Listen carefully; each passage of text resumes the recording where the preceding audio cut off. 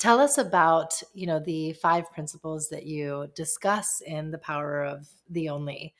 It started about 6 years ago. I got this idea of, like, there's power in being the only, because people kept asking me my story, and I said, "Well, and I was the only this." And they go, "Yeah, I'm the only too." And I said, "And there's power in that." And I've always felt a certain way. I know it's hard, it's difficult. It's not saying that it's easy. It's not saying that, "Oh, it's so great." It's saying that, like, "Wow, why do I feel this way?" And then people that come to me that struggle with a lot of things say, "I can't do that.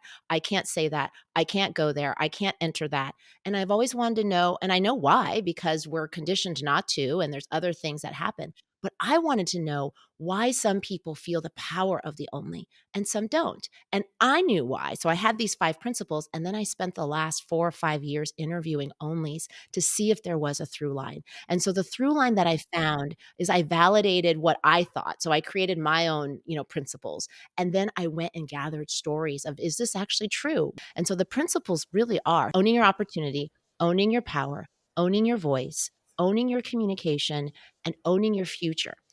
And moving from survival to thriving.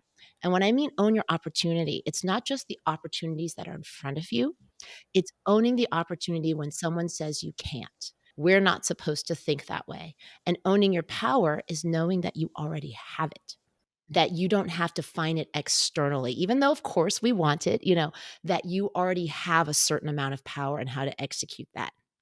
Owning your voice is not just using your voice, it's knowing that you have your voice, same thing already, and that what you say to yourself and what others say to you matters, and how you shape that internal voice.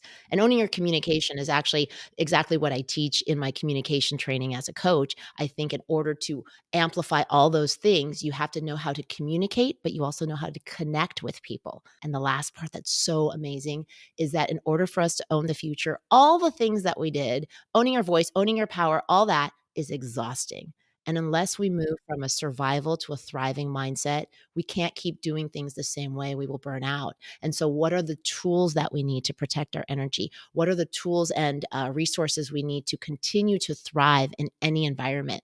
Because being an only is tough, right? I call it the power of the only, but we have to protect that energy as well.